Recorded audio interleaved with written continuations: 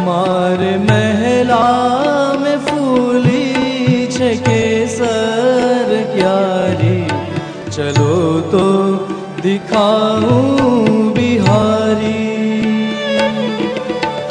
अति सुंदर बहुत अमोलक, अति सुंदर बहुत अमोलक, रंग रंगीली छे बारी, चलो तो दिखाऊं बिहारी।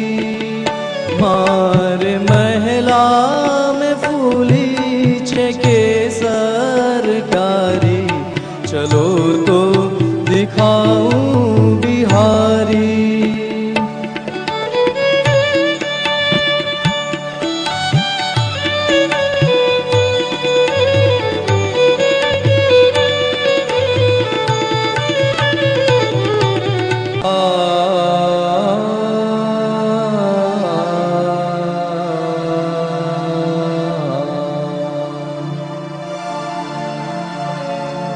घर घर होत बधाई श्री गोकुल, घर घर होत बधाई, घर घर होत बधाई श्री गोकुल, घर घर होत बधाई।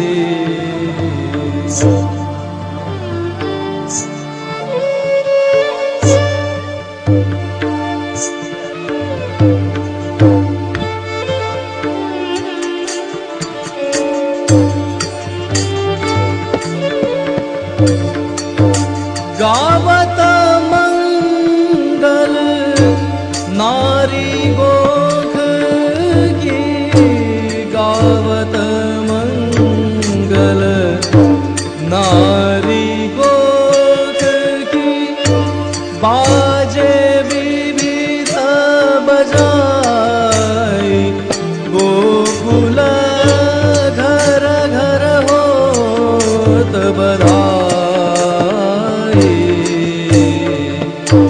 घर घर होत बधाई श्री गोकुल, घर घर होत बधाई।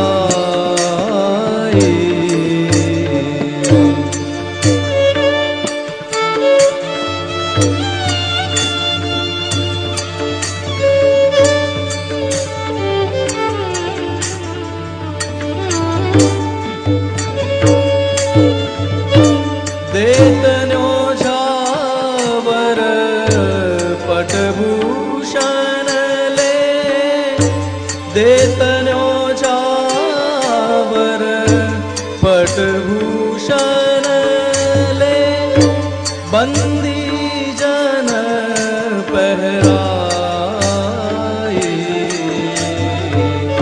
बंदी जन पहराई।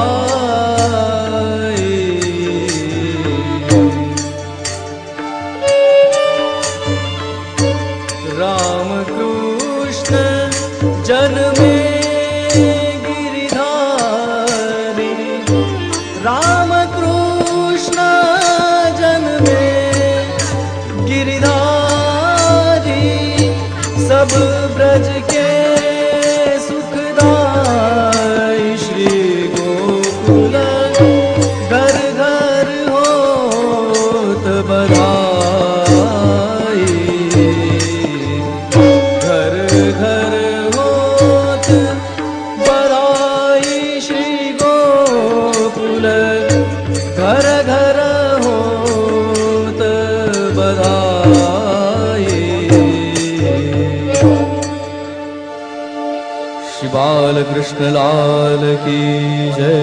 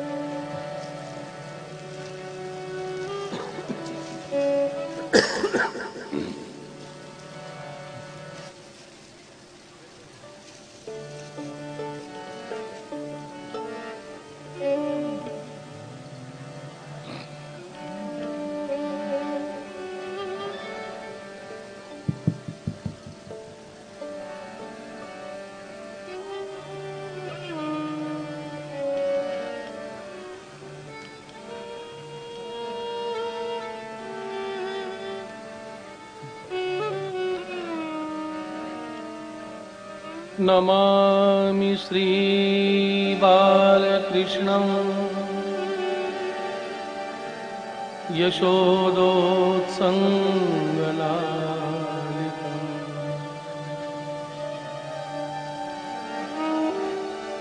पूतना सुपयपान रक्षिता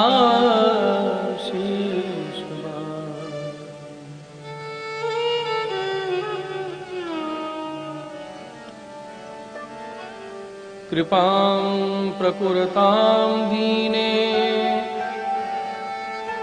स्वत एव कृपाकरौ स्वामिनो वल्लभाधीश विठ्ठलेशाभिधौ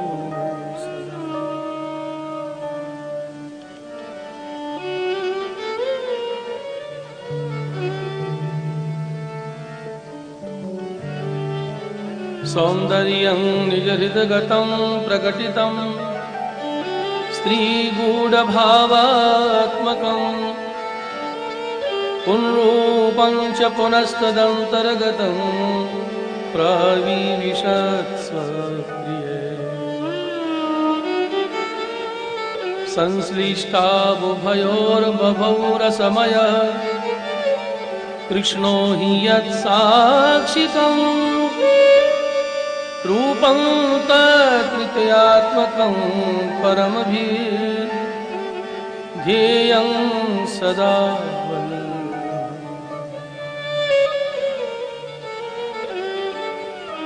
न मन्त्रेण तन्त्रेण च ज्ञानसिद्धि न वैकुण्ठबुद्धिस्तु वैकुण्ठलोके गतिर्विठ्ठलेशे रतिर्विठ्ठलेशे मतिर्विठ्ठलेशे सदा वै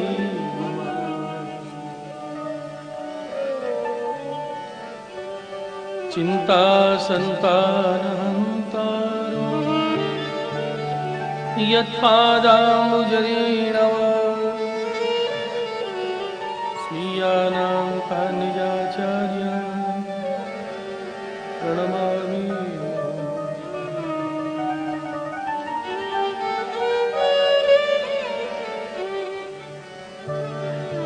चतुर्भीष्य चतुर्भीष्य चतुर्भीष्य त्रिभिस्तथा षड्भिर्विराजते योऽसौ पञ्चधा हृदये।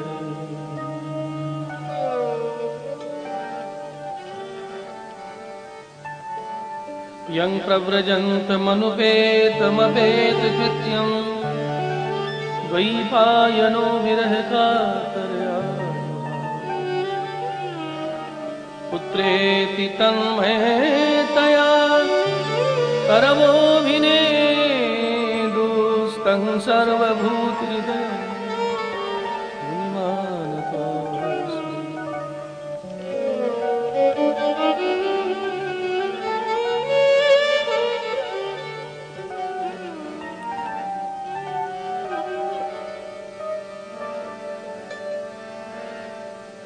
नंद गिरा नंद भयो जय कन्हैया, नंद गिरा नंद जय कन्हैया लाल की।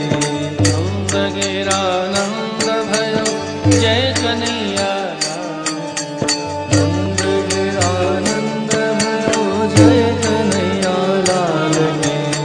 हाथी दीने घोड़ा दीने और दीनी हाथी दीने घोड़ा दीने और दीने पाल की।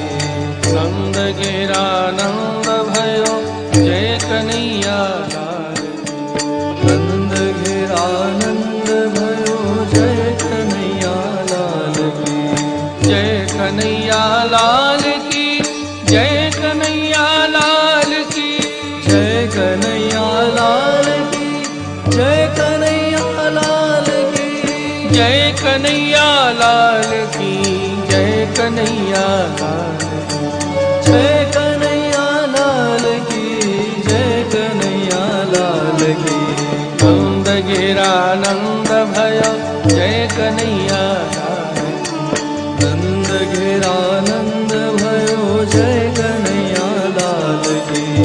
हाथी दीने घोड़ा दीने और दीनी पाल हाथी दीने घोड़ा दीने और दीने पाल की। हाथी दीने घोड़ा दीने और दीनी पाल हाथी दीने घोड़ा दीने और दीने पाल की। नंद गिरा नंद भयो जय कन्हैया लाल नंद गिरा नंद भयो जय कन्हैया लाल की। जय कन्हैया लाल जय कन्हैया लाल की।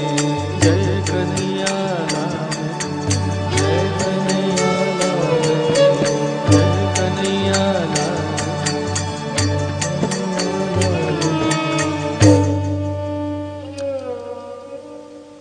श्री बाल कृष्ण लाल की जय।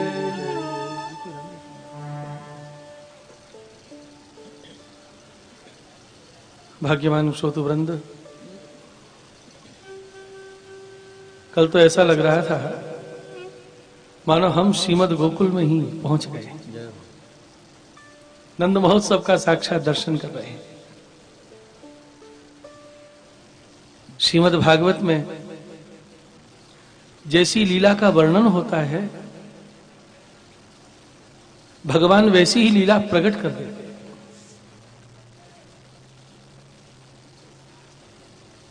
उत्साह से किया जाता है उसे उत्सव कहते हैं।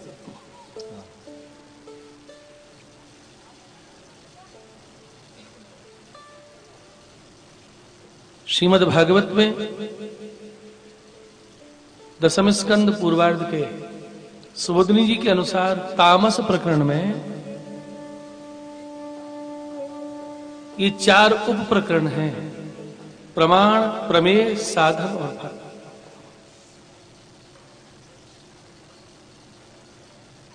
जैसे भगवान ने ब्रजभक्तों के हृदय में प्रेम जगाया, महात्म ज्ञान कराया, उनके प्रपंच विद्या का नाश किया,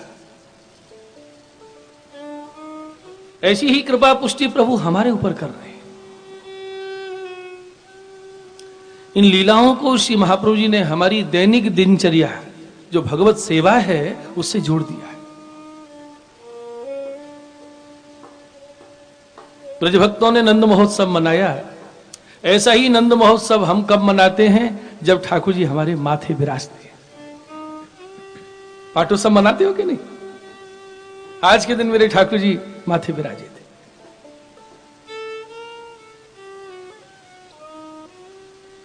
निस्साधन भक्तों के बीच में फलात्मक स्वरूप श्री कृष्ण प्रगटे। प्रमाण लीला में भगवान ने भक्तों के प्रपंच का नाश किया, अपने स्वरूप का ज्ञान कराया और उनके चित्त का अपने स्वरूप में निरोध किया। सबसे पहले भगवान ने लीला करी है पूतना का उद्धार।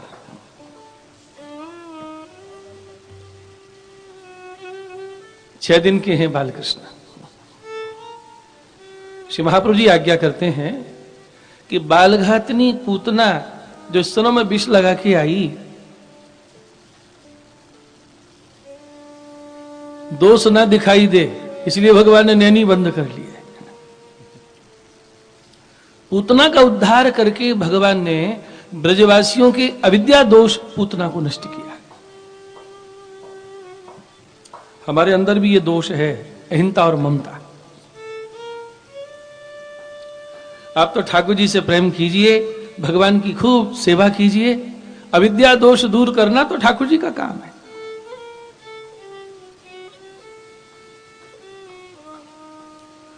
अविद्या कब आती है? गोकुल में नंदराय जी ग्वाल वालों को गोकुल की रक्षा के लिए नियुक्त करके मथुरा पधारे, कंस का वार्षिक कर चुकाने के लिए वसुदेव जी से मिले। तात्पर्य क्या है इसका? गोकुल माने इंद्रियां और गोप माने मन। मन को इंद्रियों के भरोसे जब छोड़ देते हैं ना, तो अविद्या पूतना आ जाती है। मन इंद्रियां हैं,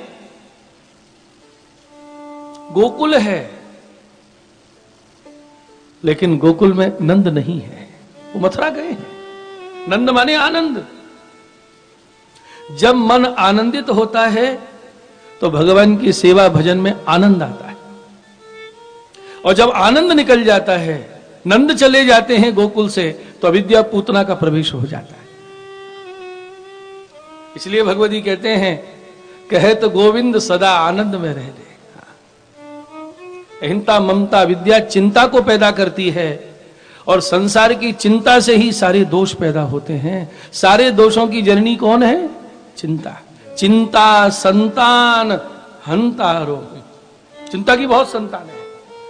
इन सबका नाश कैसे होता है? यत पादांबुज रेणवः, जो उनके चरण रज को मस्तक पर धारण करता है। चरण कमल की धूल जो माथे पर पधराता है।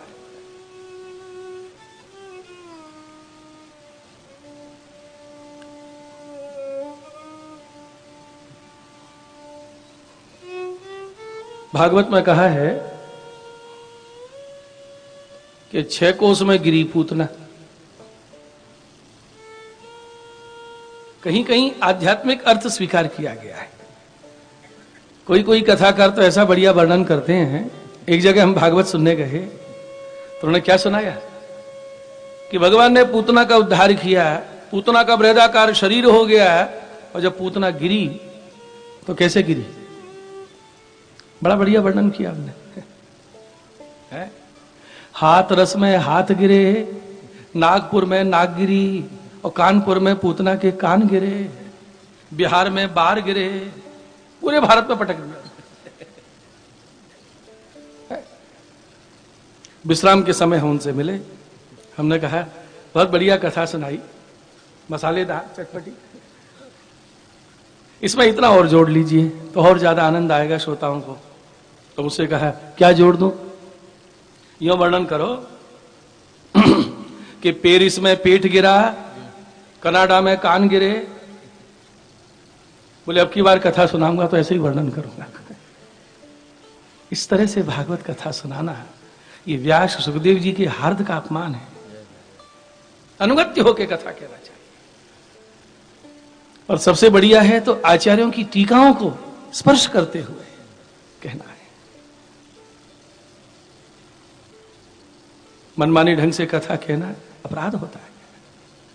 6 कोस में पूतना गिरी। आचार्य सीधा सा समाधान करते हैं कि पूतना अहिंसा ममता अविद्या है, ये 6 के ऊपर गिरती है। वो 6 क्या है? 5 ज्ञानेंद्रियां और 6वां मन। इनको जो ग्रस ले वो अविद्या पूतना है।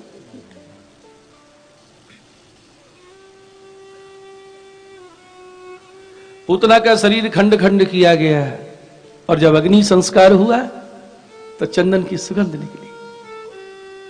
बालकृष्ण को तो गोपियां ले गई, मैया को सौंप दिए। यशोदा ने रक्षा स्तोत्र का उच्चारण करके भगवान के श्रीअंग की रक्षा की। जब पूतना का अग्नि संस्कार हुआ है तो शरीर में से चंदन की सुगंध निकल रही है। दह्यमानस्य देहस्य धूमस्य गुरु सौरभ। सुगंध व्याप्त हो गई चारों। श्री महाप्रभु जी सोधनी जी में आज्ञा करते हैं कि भगवान ने अविद्या दोष पूतना को नष्ट किया, लेकिन उसकी गंध को शेष रखा, समूल नष्ट नहीं किया। पूतना अविद्या नष्टा गंध मात्रा अवशेषिता। गंध को शेष रखा है। क्यों? समूल अविद्या का नाश ज्ञान मार्ग में होता है, भक्ति मार्ग में थोड़ी सी अविद्या चाहिए। अहंता ममता का समूल नाश नहीं करते भगवान। कितनी अहंता ममता चाहिए? गंध मात्र। अहम माने मैं, मेरा अस्तित्व है, मैं कौन हूं? कृष्ण का दास। और मेरे कौन है? ये स्त्री पुत्र धन घर मेरे नहीं है, मेरे श्री कृष्ण है। इतनी अहंता ममता तो शेष चाहिए। अहिंसा और ममता का यह अलौकिक स्वरूप है। अलौकिक अहिंसा, अलौकिक ममता। मैं कृष्ण का दास हूं, यह अलौकिक अहिंसा है। कृष्ण मेरे स्वामी हैं, यह अलौकिक ममता है। और हमारे दो जो महामंत्र हैं, अष्टाक्षर और पंचाक्षर, उनका यही तो तात्पर्य। मैं कृष्ण के शरण हूं, कृष्ण का दास हूं, कृष्ण मेरे स्वामी है। बोलिए बाल कृष्ण लाल की। तो सेवा करते करते, सत्संग करते करते, भजन करते करते शनै शनै हमारी अविद्या का नाश होता जाता है। संसार से विरक्ति और भगवान में अनुरक्ति होने लग जाती है।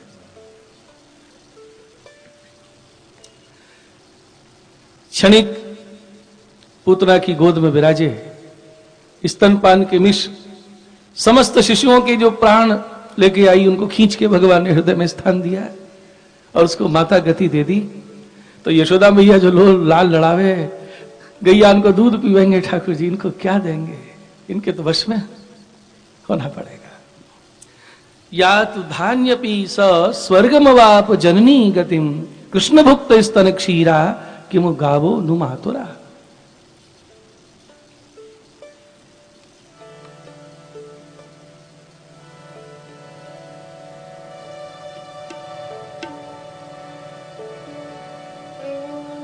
ये कथा सुन के महाराज परीक्षित ने प्रार्थना की। एक ही श्लोक में परीक्षित ने 5 प्रश्न किए हैं और आगे की कथाएं इन 5 प्रश्नों का ही उत्तर है।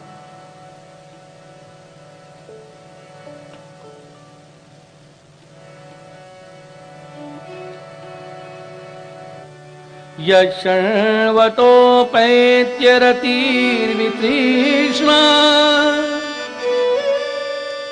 सत्वं च सूर्य च चिरेण पुंसा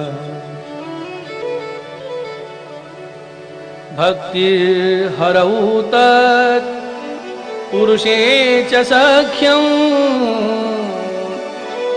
तदेव हारं वदमन्यसे चे।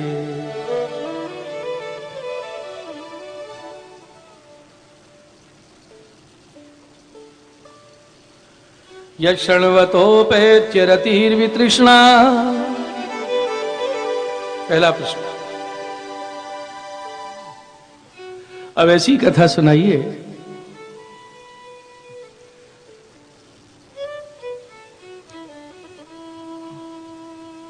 भगवान में रति हो, दूसरी जगह रति ही ना हो,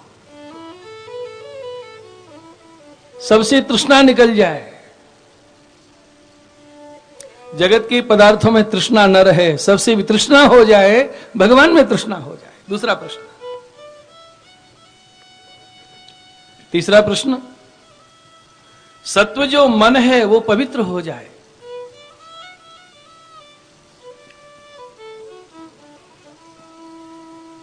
सत्वं च सूर्य चिरेण पुंसा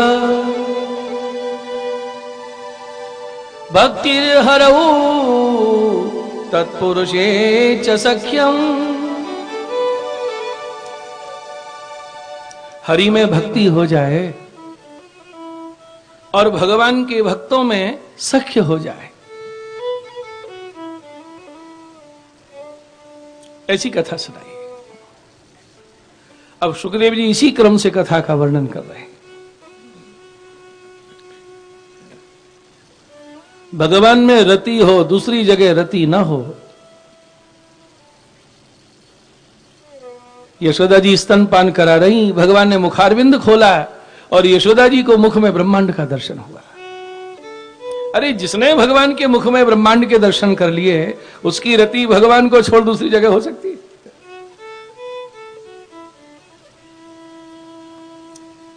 इसके बाद तृणावर्त उद्धार की कथा कही। तृणावर्त का चरित्र वितृष्णा संपादन करता है। जो भगवान को उड़ा के ले गया, शिला पे पटका, भगवान ने उसका उद्धार किया।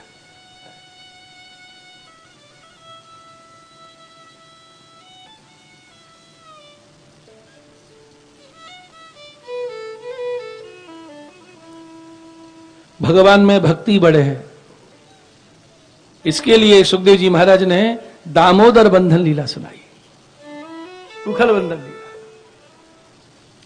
ये कथा भक्ति बढ़ाती है कि जो परब्रह्म वेद उपनिषद शास्त्र कहीं नहीं बंधे, वो भागवत में प्रेमी भक्तों के बंधन में बंध गए। हरि में भक्ति बढ़ाने के लिए दामोदर लीला कही, और भक्तों में सख्य हो जाए, तत्पुरुषम च सख्ये, इसमें यमलार्जुन उद्धार का वर्णन। यद्यपि नारद जी का अपराध किया था नरकुंवर मणिग्रीव ने, और नारद जी ने शाप दिया, वृक्ष योनि को प्राप्त हो गए। नग्न स्नान कर रहे थे, लज्जा नहीं की, लेकिन वृक्ष कहां के बनाए? नंद भवन में वृक्ष बने। यमुना तट पे वृक्ष नहीं बनाए, उद्धार में देर हो जाएगी, भगवान यमुना किनारे जाएंगे तब उद्धार होगा, बाल लीला में ही उद्धार हो जाए। तो ये कथा भक्तों में सख्य भाव जगाती है कि अपराध बना नारद जी का, तो भी कृपा करके वृक्ष की योनि प्रदान कर रहे हैं। श्राप में भी कृपा है। जिस ब्रज में वृक्ष बनने के लिए उद्धव जैसे कामना करते हैं, आशा महो चरण रेणु जुषा महं श्याम वृंदावने किमपि गुलमलत औषधि नाम, वो सौभाग्य नारद जी उनको दे रहे हैं जो दंड के अधिकारी हैं। बोलिए बाल कृष्ण लाल की। सकट भंजन लीला,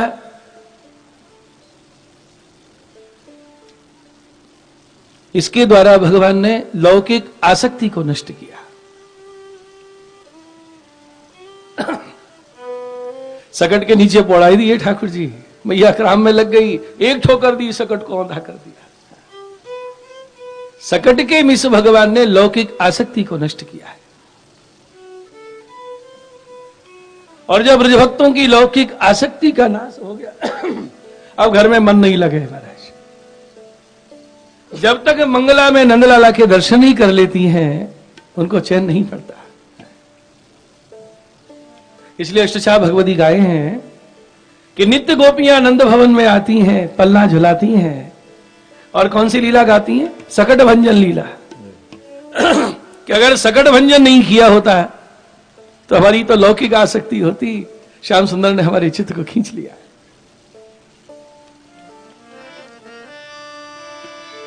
यह नित नेम यशोदा जी मेरे, यह नित नेम यशोदा जू मेरे, तिहारे लाल लड़ावन को, तिहारे ही लाल लड़ावन को। प्रात समय उठ पलना झुलाओ, प्रात समय उठ पलना झुलाओ। सकट भंजन जस गावन को, यह नित नेम यशोदा जू मेरे, तिहारो ही लाल लड़ावन को।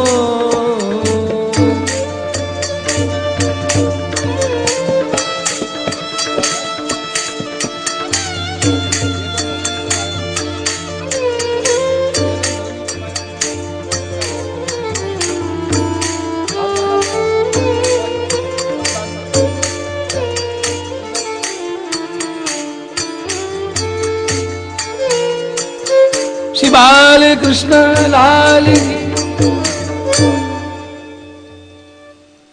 क्या नियम है गोपियों का? यह नित नेम यशोदा जी मेरे। क्या नियम है? प्रात समय उठ, सबसे पहले उठ के देहकृत स्नान किए और पहुंची नंदालय। नियम तो होना चाहिए कुछ ना कुछ। वैष्णव कहते हैं कि पुष्टि मार्ग में तो कोई नियम नहीं है, नियम तो मर्यादा मार्ग में होते हैं। अरे गोपियां तो गुरु हैं, कुछ तो नियम होना चाहिए। और सबका नियम कुछ ना कुछ जरूर होगा। प्रात समय उठ, सुबह उठते ही क्या करते हो? कुछ तो करते होगे ना। क्या करते हो? उठते ही पहले दर्शन करते हो या सेवा में पहुंचते हो? कुछ नियम जरूर होगा। कोई बेचारे दंत धावन कर रहे हैं, कोई चाय पी रहे हैं, ताकत ही नहीं आएगी शरीर में जब तक। चाय ने बड़ा परेशान किया आजकल, बड़ा झगड़ा है। और ऐसा व्यसन हो जाता है कि जब तक शरीर में जाए नहीं, स्फूर्ति नहीं आती। पुष्टि मार्गी भाव तो यह है कि सुबह उठते ही प्यास लगे, इसका मतलब यह है कि ठाकुर जी झारी जल रोकना चाहते हैं, इसलिए अनुभव करा रहे हैं। पहले हम ठाकुर जी को झारी जी पधरावे, कुछ पीने की इच्छा हो रही है, इसका मतलब भगवान रोकना चाहते हैं कि ये मंगला में दूध धरे है? और हमको तो महाराज 25 वर्ष हो गए, चाय का स्वाद जाना ही नहीं कैसी होती है। मैं ये नहीं कह रहा हूं कि आप लोग चाय मत पीना। जिसको चाय से शक्ति मिलती हो, स्फूर्ति आती है, उसके लिए तो औषधि है वो। कुछ नियम होना चाहिए। सुबह उठते ही देहकृत करके मुझे इतना लाभ तो लेना है, ये तो मेरी सेवा है। गोपियों का नियम है।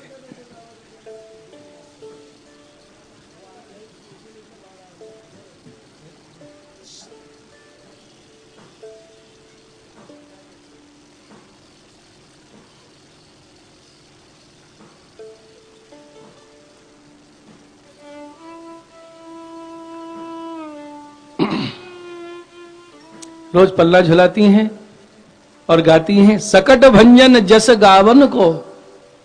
अगर सकट भंजन नहीं किया होता है तो हमारी लौकिक आसक्ति कैसे नष्ट होती।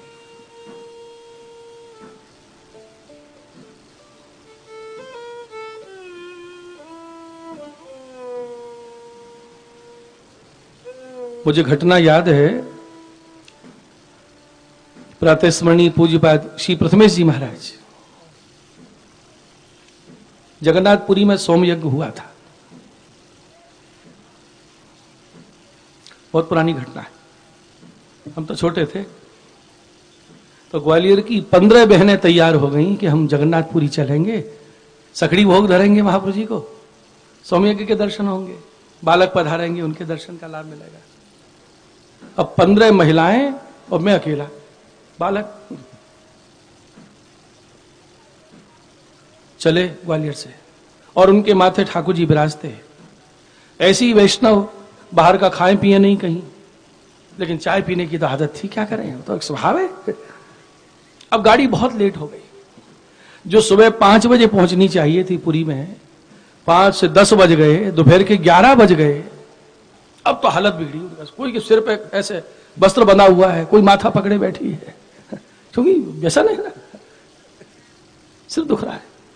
अब आपस में काना फूसी कर रही हैं। एक बोली, चाय बिना तो नहीं रहा जा रहा है।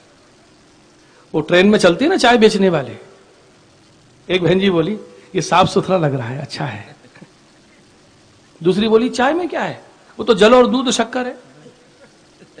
तीसरी बोली, कभी पी नहीं है बाहर की, व्रत कर लेंगे जाके। अब नहीं रहा गया उनसे। जब 12 बज गए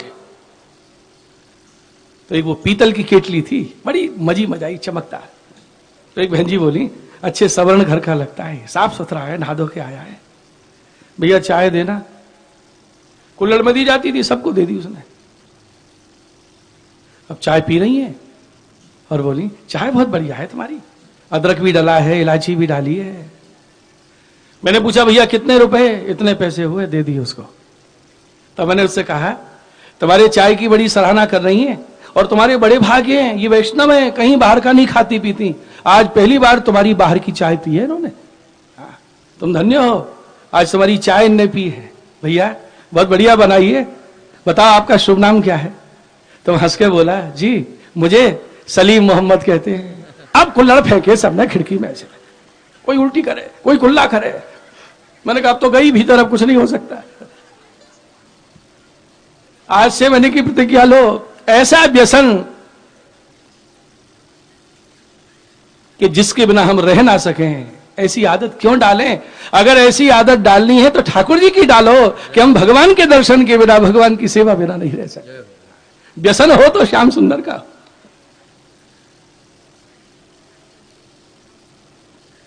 गोपियों से शिक्षा लेवें, नियम है उनका, नित्य नंदालय में जाती हैं किसी न किसी बहाने। लाल को मुख देखन हो आई, जा रही है दही बेचने, पहुंची नंदालय। मैया बोली तो कामधाम ना है। अरे मैया लाला को मुख देख के जाऊं ना तो मेरी बोनी जल्दी है जाए, दूने दाम मिल जाए। और जब घर पहुंची तो सास बोली बड़ी जल्दी आ गई दही बेच के, बधाई होए, दुगने दाम लेके आई हूं। तो मेरी सासू जी बोली तो भी बधाई होए, घर में गैया के बचिया भई है, मैया बाहर भी लाओ भीतर भी लाओ, यहां से दर्शन कर भी आई। कोई घर में काम कर रही है, मन है श्री कृष्ण में, कैसे जाऊं, किस बहाने से जाऊं। रई लेके दही बिलो रही थी, और गोपी ने क्या किया, रई लेके गई पिछवाड़े कुआं में फेंकाई, और सासू जी से बोली रई तो है नहीं, मैं कैसे मंथन करूं। सासू बोली मैंने खूंटी पे टांगी है। नहीं है माता जी। अरे कल टांगी तो आप ढूंढ के बताओ। अब सासू जी रई ढूंढ रही है, रई हो तो मिले, वो कुआं में पड़ी है। मौका देख के बोली यशोदा जी से रई मांग लाऊं। सासू जी बोली बैठ के मत रह गई हो, जल्दी आई। अरे मैं गई और आई, और रई लेने के बहाने नंद भवन में गई है। यशोदा बालकृष्ण के श्रृंगार कर रही है। कैसी आई हो? मैया रई लेवे आई है। दही बिलोनी की रई लेके जा रही है। मार्ग में गोपियां मिली, कहां से आ रही हो? नंद भवन से आ रही हो। और आज मैंने ऐसे दर्शन किए हैं।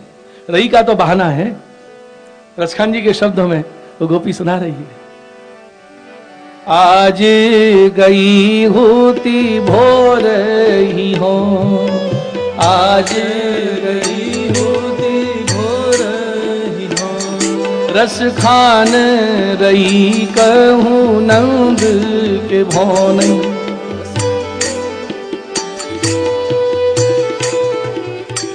रस खान रई कहूँ नंद के भौनई, मैं नंद के भवन में रई मांगने गई। बाको जिये जुग लाख करो, बाको जिये जुग, यशोमती को सुख जात कयो नहीं, यशोमती को सुख जात नयो नहीं। तेल लगाई लगाई के अंजन, तेल लगाई लगाई के अंजन, भौहें बनाई बनाई डिठोने,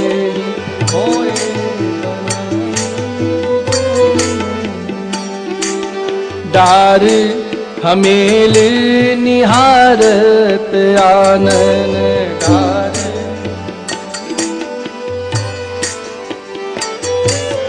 बारत जो पुचकारत छोने ही, बारत जो पुचकारत जो।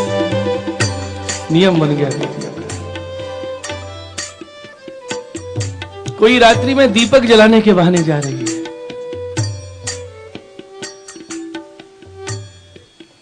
दीपक जला के चली, दर्शन नहीं मिले, फिर फूंक मारी, दीपक बुझा दिया और दोबारा चली आई। मैया बुझ बुझ जाए, भगवान बाकी आरती सहन नहीं कर सके। श्याम सुंदर पधारे, गोपी को दर्शन हो रहा है। बोलिए बाल कृष्ण।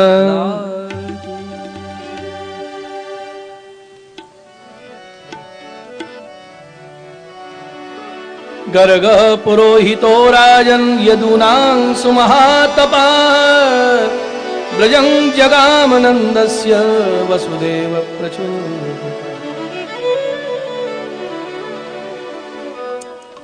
गर्गाचार्य जी यादवों के पुरोहित हैं। वसुदेव जी ने उनको नामकरण संस्कार करने के लिए भेजा।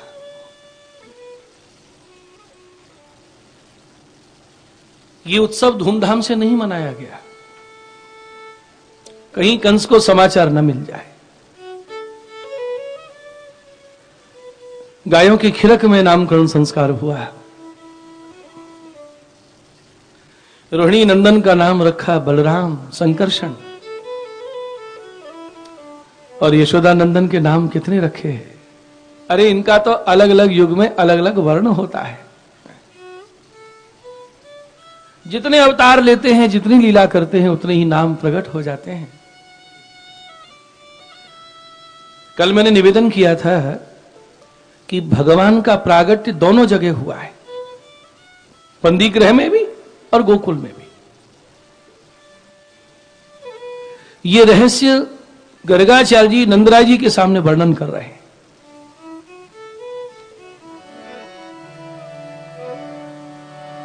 प्रागयं वसुदेवस्य क्वचिज्जातस्तवात्मज